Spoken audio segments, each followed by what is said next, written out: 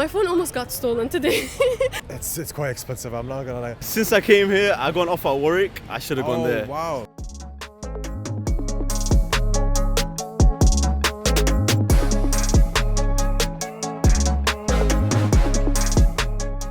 Welcome back to my YouTube channel. Today, we're back here again at King's College London University, one of the top universities in London, and we're going to be asking some students a few questions about what it's really like to study here. What's your name, what year are you in, and what are you studying?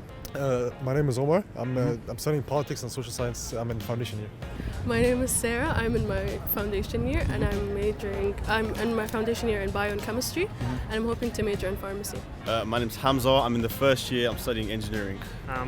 Max, I'm fourth year in electronic engineering. Okay. And yeah, it's almost finished. I'm Stefan. I'm also a fourth year engineer at King's College, electronic engineering. So first question, how expensive is it to go to university in London? So in my case, it's a bit different because I still have standard fees. I'm international student, but since I joined here before Brexit, I have the same fees as the normal British students, which is 9.2k, I think. But now for international people it's much worse, 33k, something like that. It could be 33k, Yeah, It's quite expensive, I'm not gonna lie. Like, I'm managing my expenses quite well. I have a budget, obviously, but there's sometimes where I find myself going over the budget. A lot? Sometimes. It's mainly because of the food, honestly. The food expensive, they add up. Like sometimes you think, okay, let me eat out this day, and it adds up. It adds up. How expensive is it to study at a London-based university? Very. I think the most expensive part is the rent, but I think my worries are more about rent than anything else, really. For me, it's alright because I'm taking the SFE, so most of that's covered anyway. What's the SFE? It's you don't know. It's when the government give you a loan, and then they cover like traveling, food, this kind of stuff. So it gets me by, and I'm working as well, so it's not too bad. Do you mean Student Finance England? Yeah, SFE, yeah. Oh. Exactly. You know, bro. I've never heard it be called SFE. Nah, that's what we call it. Oh, okay. It's just called SFE England. Okay, you're Student Finance. Yeah, Student Finance. Yeah. So despite you getting Student Finance, how expensive do you find it on a month-to-month basis? I think it's alright. If I was living out, I'd probably say it's crazy. But for someone that's staying at home, because I live in West London, I just travel down. So all I'm paying for is the train and a bit of petrol. So it's not too much. Would you still consider to go to a London university if you didn't live in London? Nah, I'll be honest. Since I came here, I got an offer at Warwick. I should have gone there. Wow. I definitely should have gone to Warwick. Yeah. Why'd you say that? All my friends that go to unis outside London, they're enjoying life a lot more. I feel like I just come to uni, study for a couple of hours and cut home straight away. So I'm not really at uni. And what about renting costs? I mean, I live in a student accommodation. It's obviously living in central London. It's much more expensive than other parts in the UK. Yeah. Where it's decent. So you worried for next year when you go into second year and you're away from student accommodation and you actually have to like rent in the private sector? No, not really. Because from what I heard, there's certain private sectors that are actually cheaper than the student accommodations. So I live quite central, so of course the rent is quite high. I live near London Bridge. I mean, I'm spending an average of 1,000 a month for rent, which is for a student, that's a lot. For a student, yeah. But I think here at King's you can find like students which are like fairly like good with money, They're not like you know what I mean. I basically pay the same amount of rent as him, if not a little bit more, because I'm living it by myself. I'm in the studio and stuff. So, but like overall in like groceries and everything, I pay around like maybe like 50 per week. So how much outside of rent would you say you spend per month studying here? Okay, so my budget is 850 quid. 850? Yeah. Okay. That's a lot. Yeah. But there's sometimes I find myself spending 1k. What, outside of rent? Yes. From your experience, do you find that the King's College London University students are quite well off? Yes, 100%. I mean, like, see, with King's especially, or like a lot of universities in London, but specifically with King's, you have a lot of international students. And for international students to come here, like, you have to be able to afford it. Like, London is very expensive, and for parents to send their students abroad, you need to be well off, for sure. Like, it's very difficult. Every month, I would say, other than rent, I pay like 500. That's light. That's really light for a London University student. Thank God, because I spend it more on the thing that causes the costs the most is groceries. And if I didn't have to do that, then I wouldn't be spending that much. But yeah, I think it's just like finding like proper places to eat, and like I worry more about food than anything else. I think everyone does. That's everyone's That's biggest where most expense, of my right? money goes to. We got a couple guys from Birmingham, I think, on our course, and a few from up north. They enjoy it a little bit, but they say we should have stayed in Coventry and this and that. So I think it's quite common between everyone. So you think it's just kind of too expensive for what it is, in a way? Slightly, yeah. Definitely for them, yeah. The rent's insane. It's stupid. I was considering moving out, but when I weighed it all up, I said I might as well just commute in, even if it's an hour a day. I'd rather do that. Yeah, it's a smarter option. I'm not spend gonna my lie money to on you. other things. I think it's probably Other things like what? just I like my cars, so I spend money on that. Clothes, just things like that. Going out a bit more. Would you say that King's College Uni students are quite well off?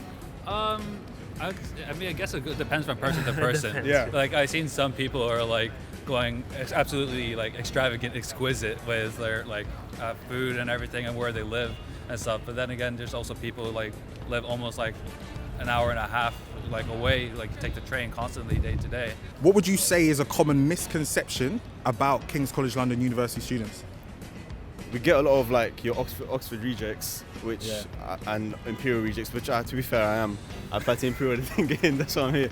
But to be fair, most of the stereotypes are quite accurate. We have a lot of international students here, which is true. It's quite boring, which is true. That kind of stuff, yeah. Academically, it's quite good. It's quite intense, but it's good uni. Would you say that there's a lot of rich kids that go here? Yeah, definitely. I'm not gonna lie. Especially with the students from London that I've seen, or from England. Most of them are quite wealthy compared to the average person. Yeah. Okay.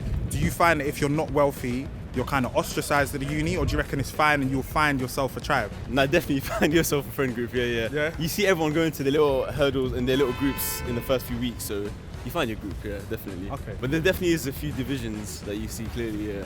A few divisions? There are a few, yeah. Did you know much about King's College before you attended? Not really. Like I know it was quite a prestigious school.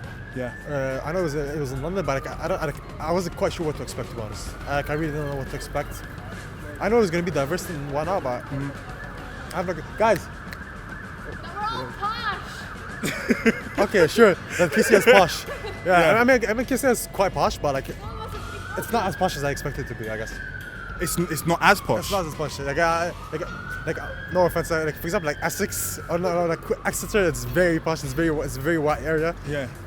Like obviously being in London, it's much more diverse. It's not as posh, but it's still quite posh though. Okay, so the misconception is true. It's not a misconception. To an extent. It's not a misconception at all. King's College Uni students are posh as hell. It's kind of posh. Yeah. Okay, cool. What would you say is a common misconception about King's College London students? That they're arrogant and full of themselves. I used to hear that all the time. Yeah. But they're not at all. Did you know much about King's College before you ended up coming here? Yeah, I had to do my research just because I didn't. Because it's also my first time in the UK as well. Okay. So I didn't want to go to a place where I wasn't really familiar with everything about it. So I went on Reddit. And I went to the subreddit of Kings and I tried to like ask questions, and everyone was so helpful, and everyone like kind of told me about the people here, and they're very nice. And where did you come from? Saudi. And how have you found it being in the British culture compared to, especially London culture, compared to living in Saudi? I think the only thing that shocked me the most is the fact that theft happens quite a lot. When you say stuff, what do you mean? Theft. Oh, theft. My phone almost got stolen today, and that would have never happened in Saudi. But here, I'm not saying everyone's like that, but really just depends on the areas. I think some people are willing to risk it, and thank God I caught up to her, grabbed my phone. I was like, oh, she really had she took your whole phone? Yeah. But I in some situations I can be quite confrontational. So I went up to her and I got really angry, but I like didn't hurt her or anything. I just grabbed my phone and left. Okay, London, you need to sort it out. Sort it out quickly. What qualifications did you guys do to actually get in? So I studied in Italy, and the offer they gave me was to get more than 90 in my final year exam, and I got 100 out of 100. So. And what about you? So I did the International Baccalaureate, so the IB, in Sweden. Entry requirements for engineering, at least at the time, was a 35 overall. I got 36 overall, so that allowed me to get to King's. I came from an American system. I didn't take A levels, so I had a 4.5 GPA. Oh wow! Okay. So I was top 10 in my school. Whoa! Yeah. I made it, right? Yeah. I got the offer, so yeah. I had a 4.0 GPA, but I also had to do an IELTS exam, and I had to get minimally, I think, a 7 out of 9. I got a 7.5.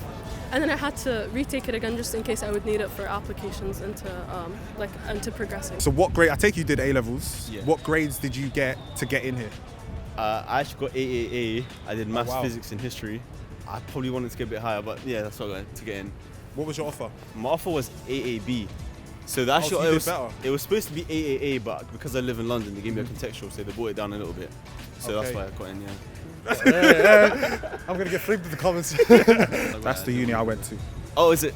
No, no, you're doing good, man. You're doing good, bro.